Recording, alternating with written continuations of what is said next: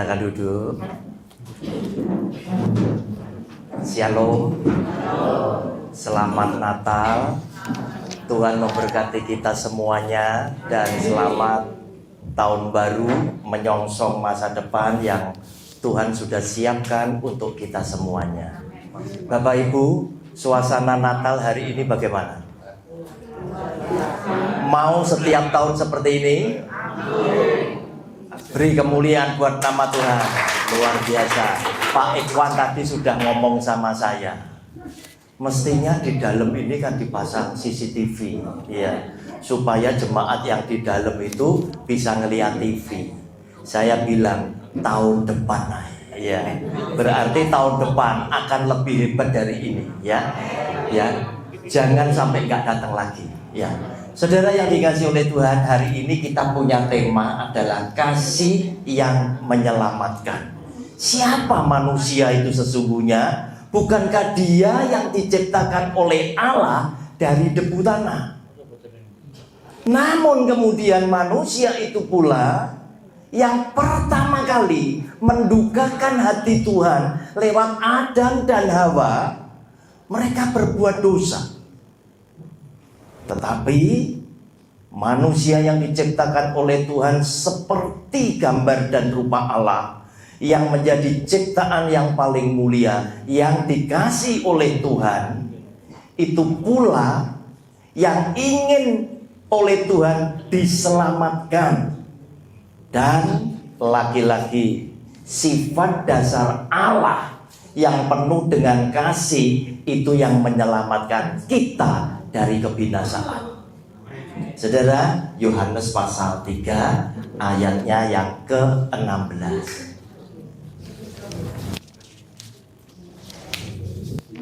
Karena begitu besar kasih Allah akan dunia ini, sehingga ia telah mengaruniakan anaknya yang tunggal, supaya setiap orang yang percaya kepadanya tidak binasa, melainkan beroleh hidup yang kekal.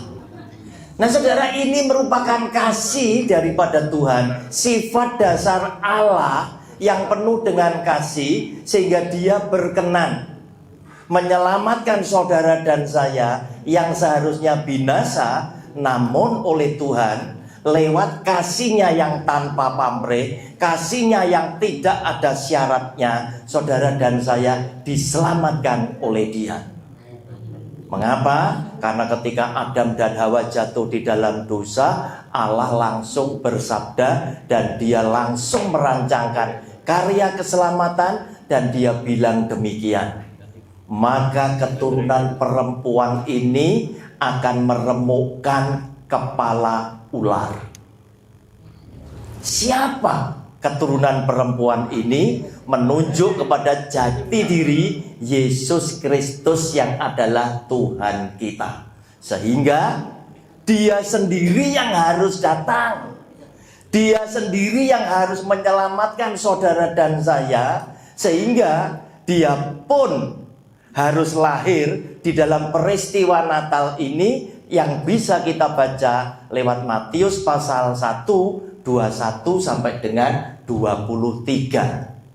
Dia mesti datang, dia mesti lahir, bukan seperti sulapan.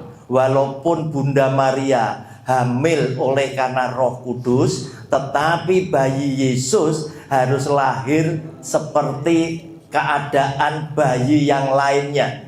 Dia pun harus diasuh, dia dirawat, dia dibimbing, dia dididik, dia dibesarkan. Baru dia berkarya.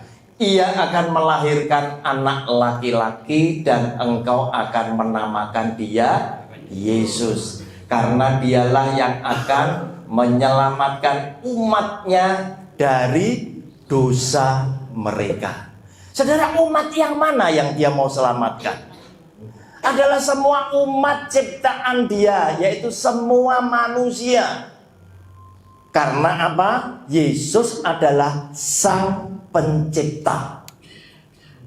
Yesus adalah Sang Pencipta.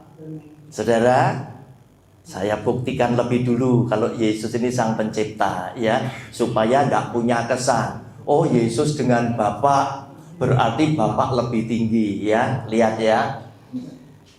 Wahyu pasal 1 ayat 7 dan 8. Ya, Saudara, lihat. Lihatlah, ia datang, ia itu Yesus ya, dengan awan-awan, dan setiap mata akan melihat dia, juga mereka yang telah menikam dia saat dia di atas kayu salib, kan dia dicocok sama tombak ya, dan semua bangsa di bumi akan meratapi dia. Ya, amin. 8. Dia ngomong apa? Aku adalah Alfa dan Omega, firman Tuhan Allah yang ada dan yang sudah ada dan yang akan datang, yang maha kuasa. Saudara yang dikasihi oleh Tuhan, kita balik kepada Matius pasal 1 ayat 21 tadi. Dia akan menyelamatkan semua umatnya dari dosa mereka. Namun dia menghargai setiap manusia punya kehendak bebas. Kamu mau ikut dia atau menolak dia, silahkan. Otomatis yang diselamatkan oleh dia sesuai dengan firman yang menjadi anugerah buat kita di dalam Yohanes 3 ayat 16, yaitu kepada siapa? Kepada mereka yang percaya kepada dia. Yang tidak percaya, sakarepmu. Tuhan tidak pusing, mau ikut-ikut, tidak mau, tidak apa-apa. Kenapa? Karena setiap orang diberi kehendak bebas untuk menentukan pilihan masing-masing. Saudara, ayatnya selanjutnya 22. Hal itu terjadi supaya genaplah yang difirmankan Tuhan oleh Nabi. Saudara, di dalam perjanjian lama itu tidak pernah terpisah dengan perjanjian baru. Selalu connect, selalu gaduh. Di dalam perjanjian lama, semua nabi yang berasal dari anak keturunan Yakub. Tidak ada nabi dari bangsa luar Israel. Semua orang Israel itu bernubuat tertuju kepada satu pribadi, yaitu Yesus. Ini dinubuatkan oleh Nabi ayat 23. Sesungguhnya anak darah itu akan mengandung, Nabi Yesaya, dan melahirkan seorang anak laki-laki, dan mereka akan menamakan dia Immanuel, yang berarti Allah menyertai kita. Ini nubuatan Nabi Yesaya. Nah, saudara yang dikasihi oleh Tuhan, karena dia datang dalam wujud manusia, orang Kristen langsung bilang, Yesus ini adalah 100% manusia dan 100% Allah. Yang mati di atas kayu salib yang mana? Yang manusia. Tetapi ketika dia bangkit naik ke surga, dia menjadi Alfa dan Omega. Nah, saudara yang dikasihi oleh Tuhan, karena dia menyertai hidup saudara dan saya, dia disebut Allah yang Immanuel. Mengapa? Karena memang dia ada di tengah-tengah kita. Para murid bisa melihat, para murid bisa meraba, para murid bisa diskusi. Kenapa? Karena dia memperkenalkan diri dalam wujud jati diri Yesus Kristus Tuhan. Sehingga iman kekristenan berbeda sekali dengan bangsa-bangsa yang lain. Bangsa yang lain masih nyari Allahnya seperti apa, mereka tidak bisa gambar nih. Tetapi orang Kristen bisa gambarkan. Kenapa? Karena Allahnya bisa dilihat, bisa diraba dalam jati diri Yesus. Saudara yang dikasihi oleh Tuhan, ketika Tuhan Yesus bilang, Akulah jalan dan kebenaran dan hidup, tidak seorang pun akan sampai kepada Bapa jika tidak melalui aku. Filipus terus ngomong, Tuhan, tunjukkan Bapa kepada kami. Cukup Tuhan. Tuhan Yesus jawab kepada Filipus, Filipus, kamu kumpul sama aku ini kan sudah sekian lama. Mengapa kamu bertanya, tunjukkanlah Bapa kepada kamu? Jika kamu sudah melihat aku, sama dengan kamu sudah lihat siapa? Lihat Bapa. Sebab aku dan Bapa adalah satu.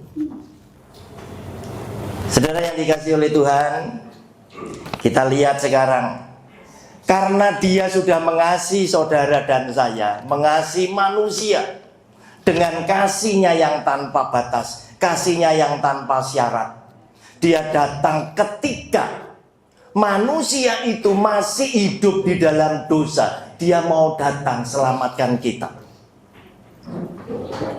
Nah saudara, hati-hati orang Kristen, hati-hati. Jangan karena dia sudah selamatkan, saudara terus mikir, wah setelah aku percaya kepada Tuhan Yesus, berarti hidupku walaupun ugal-ugalan, serong kiri, serong kanan, itu tidak masalah. Saudara, saya ingin peringatkan, itu masalah buat kamu. Mengapa? Karena Yesus Kristus Tuhan ketika dia naik ke atas kayu salib, mengampuni dosa dunia. Semua orang yang percaya kepada Dia, yang dibayar oleh Yesus Kristus Tuhan adalah utang dosa yang pernah dibuat oleh manusia sebelum Dia naik ke atas kayu salib. Saudara, ada orang tahu Pak Edi duitnya akeh. Titipan. Ya. Titipan Pak ya. Pak Edi ini duitnya banyak. Januari teko ngene Pak Edi. Pak Edi utang saya cetil Pak. Kayak cetil. Februari datang lagi utang 1 juta lagi. Ambek Pak Edi dikei ini. Maret datang lagi 1 juta, dikasih lagi. April teko. Batese biasane manusia itu yono batese gitu. Pak Edi mulai ngomong, sampeyan iki lho, mau sampai kapan benulan teko nggonku mesti utang terus. Iki tak catet ping 3 iki. Januari, Februari, Maret 1 juta, 1 juta, 1 juta, 3 juta. Orang ini terus ngomong, "Wes Pak Edi, aku janji mbek sampean. Mulai besok aku wis gak kate utang sampean maneh." Dan betul saudara, dia tidak utang lagi duit sama Pak Edi. Tidak utang. Pertanyaannya satu, dia memang sudah berubah menjadi lebih baik. Yang dulu biasa utang, sekarang tidak utang. Pertanyaannya, apakah dengan tidak utang sama Pak Edi berarti yang 3 juta langsung lunas? Ayo tak takoni. Kalau memang langsung lunas, utang nang BCA. Ayo coba, pengen tahu. Saudara, utang itulah yang dibayar oleh Tuhan. Yang sebelum kita mengenal Dia, sebelum kita ngomong Yesus, aku menerima Engkau sebagai Tuhanku dan Juru Selamatku secara pribadi, kita ini pernah berbuat dosa banyak. Mungkin sebagai pezina, sebagai penjudi, suka ngomong kata-kata yang kasar, sama istri kadang bentak-bentak, dan lain sebagainya, dan lain sebagainya. Dosa itulah yang ditebus oleh Tuhan. Oleh karena itu Rasul Paulus bilang kepada saudara dan saya, tetap kerjakanlah apa? Keselamatanmu. Yesus Kristus Tuhan bilang, bukan setiap orang yang berseru kepadaku Tuhan, Tuhan, itu yang masuk ke dalam kerajaan surga, tetapi yang melakukan kehendak Bapakku di surga, itu yang diselamatkan. Nah saudara, oleh karena itu hati-hati dengan ajaran yang bilang, sekali saudara diberi anugerah keselamatan, tidak bakal dicabut. Salah. Kalau saudara miring kiri, miring kanan, 1000% sampeyan pasti gurung tentu selamat. Mengapa? Karena sabda Kristus sudah ngasih tahu juga, kamu harus tetap lakukan kehendak Bapakku yang ada di surga. Nah saudara yang dikasihi oleh Tuhan, setelah Dia mengasihi saudara dan saya dengan kasih-Nya yang tanpa batas, kita diselamatkan. Tidak salah kalau dia sekarang giliran minta kepada saudara dan saya dan memberikan perintah yang baru. Yohanes 13:34. Dia bilang begini,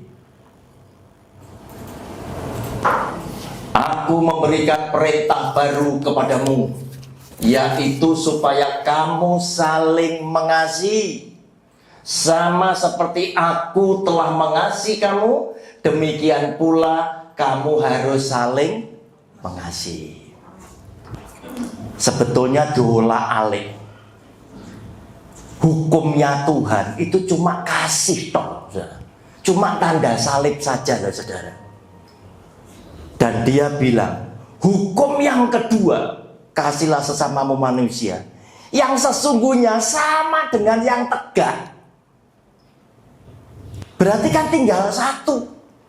Bukti saya mencintai Tuhan saya yang tidak kelihatan, kalau saya bisa mewujud nyatakan hidup saya, itu saya tunjukkan mengasihi kepada sesama yang kelihatan. Untuk itu saya terima kasih kepada para donatur, ya, sehingga acara Natal ini boleh digelar. Terutama Pak Ikhwan yang menyediakan rumah ini untuk kita boleh ibadah, dan masih saya dikasih ancaman, Pak Roni ojo pindah-pindah. Ngono Pak. Medeni, kasih tepuk tangan. Saya diancam Pak Iwan, ojo pindah-pindah mana ini. Dibuktikan apa? AC dipasang. Pertama dikasih satu Pak Edi, dirasa nih, diagasi kipas-kipas tambahin loro, gitu.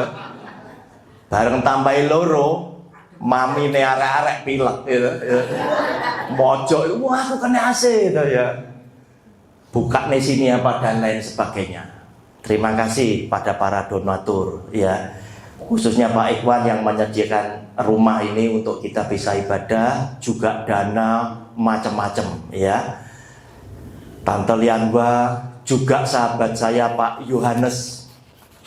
Pak Yohanes ini tinggalnya di Pet, ya. Di Pet dia punya properti, Pak. Ini dari grupnya PT Waringin, ya. Jadi kalau datang ke Surabaya golep sama saya. Dia berangkat ke Pet, tak WA, Pak, aku mau Natalan Pak.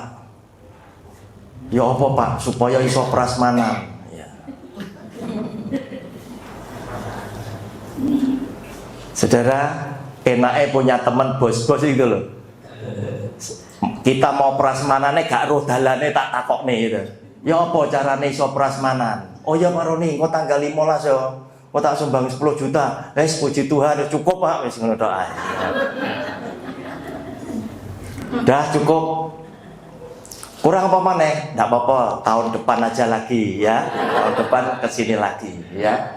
Nah, saudara yang dikasih oleh Tuhan, dia bilang supaya apa? Kita hidup harus saling mengasihi. Kenapa? Karena dibalik perintahnya dia ini, untuk supaya kita bisa hidup saling mengasihi, itu ada janji berkat.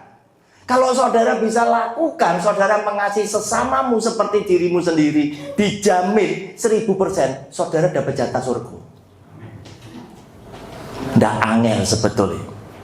Ada orang yang namanya Tabita, atau namanya bisa disebut dengan Dorcas. Dia ini seorang perempuan yang kaya. Tidak harus orang diselamatkan itu punya kiprah, punya pelayanan, itu harus luas. Enggak. Wah, harus menjadi pembicara untuk Jawa Timur, pelayanan se-Indonesia. Enggak perlu Bapak Ibu. Cukup saudara tinggal di mana, komunitasmu, lingkunganmu, itu sudah cukup membanggakan hati Tuhan. Dorcas ini biasa kumpul ibu-ibu janda yang lain, podo perempuan nih. Dorcas bisa jahit, Dorcas punya duit. Zaman dulu beli jadi kan jarang, ya mesti jahit sendiri. Dorcas itu rajin ngasih ibu-ibu yang miskin. Mungkin kain dibeli nih, ya, pakaian dijahit nih, dihadiahkan dan lain sebagainya. Dan tidak cuma satu kali. Wong biasa orang kalau sudah biasa dikasihi, itu biasa sok ngeling nih. Pak, iki meh Paskah, iya dah, April ya dah. Habis Paskah, begitu Oktober ngomong, gak ketoro ya, mari ngene Natal ya dah. Jatah mati ping pindu ini ya. Nah saudara yang dikasih oleh Tuhan, suatu hari Dorcas ini meninggal. Yang terjadi apa?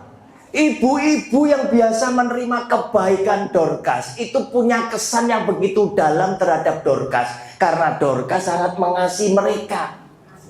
Saya yakin yang ditulis di dalam Alkitab hanya memberi pakaian, tapi saya percaya hal kecil-kecil pasti Dorcas itu juga mesti ngasih.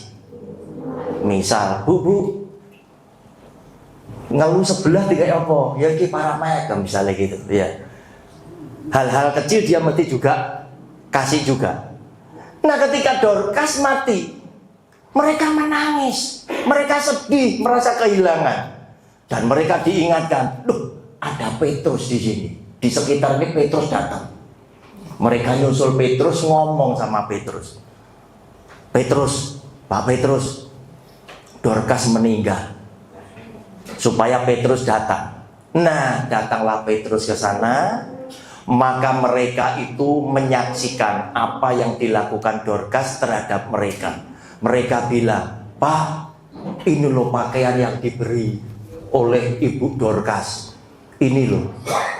Sambil mereka menangis, meratapi Dorcas. Nah, kesedihan mereka dirasakan oleh Petrus. Petrus bilang, oke, kalian keluar. Petrus berdoa untuk Dorcas dan mohon kepada Tuhan supaya Dorcas dibangkitkan. Alkitab menulis Dorcas hidup kembali. Nah, saudara yang dikasih oleh Tuhan, saya yakin kalau di dunia ini Dorcas pernah mati dan bisa dibangkitkan lagi, pasti Tuhan itu berkenan terhadap Dorcas. Berarti saya yakin Dorcas pun diselamatkan. Amin. Nah, saudara, berarti ketika Anda peduli dengan orang miskin, peduli dengan orang-orang lemah, itu menjadi kesukaan hati Allah. Ada orang namanya Lazarus.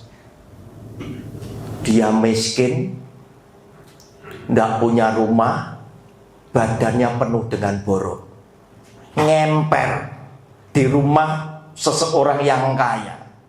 Orang kaya ini tidak jahat. Tidak kemudian Lazarus diusir, ayo kamu pergi, gembel kamu pergi, enggak. Tapi orang kaya ini bersama dengan sahabatnya, bersama dengan saudara-saudaranya, enak-enak menikmati makanan yang lezat, enak-enak pesta. Ketika Lazarus mati, orang kaya ini juga mati, tempatnya berbeda. Lazarus ada di dalam pangkuan Bapak Abraham. Kemudian orang kaya ini tadi di dalam neraka dan sangat kesakitan. Saudara, kenapa tempatnya begitu berbeda? Apa yang menjadikan orang kaya ini sampai masuk ke neraka? Karena ternyata orang kaya ini walaupun tidak jahat, baik dengan mulut, baik dengan tindakan, tetapi orang ini tidak peduli dengan orang miskin. Padahal banyak di antara sahabat kita yang belum Kristen itu bilang apa? Sing penting urip, gak jahati wong. Iya. Sing penting tidak membuat sakit hati orang. Ternyata Tuhan ngomong, walaupun kamu tidak jahati orang, nek kamu tidak peduli, Tuhan bilang apa? Bahasa Ibraninya samimapon. Saudara yang dikasih oleh Tuhan, sekarang kita sudah dikasih oleh Tuhan dan kasihnya itu menyelamatkan kita. Saatnya sekarang kita mengerjakan keselamatan kita, juga melakukan firman-Nya Dia ini tadi. Kita mau hidup mengasihi sesama yang lain. Lewat apa? Lewat apa yang dijanjikan oleh Sang Bayi Natal, Alfa dan Omega, Yesus Kristus Tuhan, dengan sabdanya, karena Dia yang punya surga dan neraka. Saudara, Dia bersabda pada Matius pasal 25, saya potong saja mulai ayat 30, mulai ayat 35 sampai dengan 46, sekaligus nutup khotbah saya malam hari ini. Kita baca pelan-pelan, ini bagian yang penting. Banyak gereja tidak mengajarkan sabda Kristus ini, tapi banyak gereja malah ngajarkan persepuluhan, sing ora jelas berkatnya apa. Ya, yang ini jelas berkatnya, kamu diselamatkan. Yang ngomong siapa? Yang janji siapa? Yesus yang adalah Alfa dan Omega. Tetapi ini jarang dilakukan. Malah percaya sama pendeta yang khotbah dengan dongeng. Saudara lihat, sebab ketika aku lapar, perhatikan kata aku selalu huruf besar. Kamu memberi aku makan. Makanya saya kepengen setiap tahun, ayo sing punya duit, gitu, Natal minimal makan-makan ini loh, wes ya. Undang kuwabe wes ya. Sak cukupe tempat ini, 100 ya 100 kan itu ya. Kamu memberi aku makan. Ketika aku haus, kamu memberi aku minum. Ketika aku seorang asing, kamu memberi aku tumpangan. Ketika aku telanjang, ini yang dilakukan Dorcas ya. Kamu memberi aku pakaian. Ketika aku sakit, kamu melawat aku. Ketika aku di dalam penjara, kamu mengunjungi aku. Maka orang-orang benar itu akan menjawab dia, katanya, Tuhan, bila manakah kami melihat engkau lapar dan kami memberi engkau makan, atau haus dan kami memberi engkau minum? Bila manakah kami melihat engkau sebagai orang asing dan kami memberi engkau tumpangan atau telanjang dan kami memberi engkau pakaian? Bila manakah kami melihat engkau sakit atau dalam penjara dan kami mengunjungi engkau?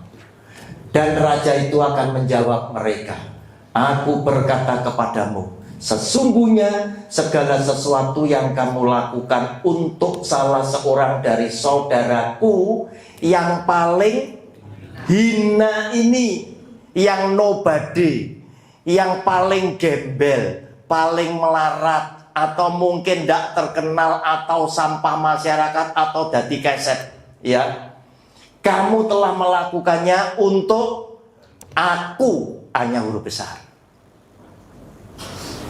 Saudara, artinya apa?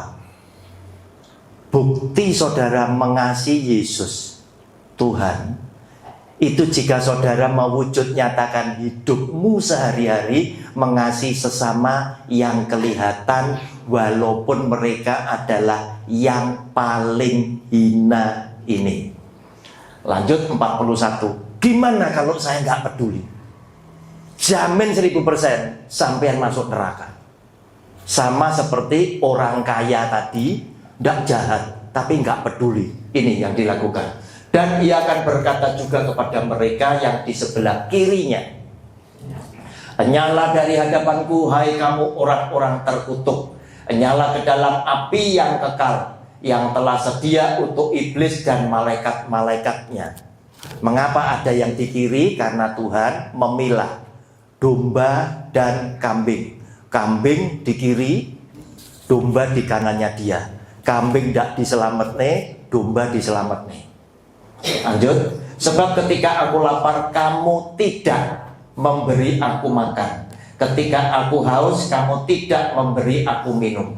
Ketika aku seorang asing, kamu tidak memberi aku tumpangan. Ketika aku telanjang, kamu tidak memberi aku pakaian. Ketika aku sakit dan dalam penjara, kamu tidak melawat aku. Lalu mereka pun akan menjawab dia, katanya, Tuhan, bila manakah kami melihat engkau lapar atau haus atau sebagai orang asing atau telanjang atau sakit atau dalam penjara dan kami tidak melayani engkau? Maka ia akan menjawab mereka, aku berkata kepadamu, sesungguhnya segala sesuatu yang tidak kamu lakukan untuk salah seorang dari yang paling hina ini, kamu tidak melakukannya juga untuk aku. Ayat 46. Dan mereka ini akan masuk ke tempat siksaan yang kekal, tetapi orang benar ke dalam hidup yang kekal. Saudara Messi mau milih mana? Persepuluhan atau ini? Persepuluhan bukan untuk Anda dan saya. Mengapa? Karena ini perintah khusus yang Tuhan berikan hanya untuk 12 suku atau orang Israel saja. Tuhan Yesus sudah memberkati kita semuanya. Beri kemuliaan buat nama Tuhan. Amin.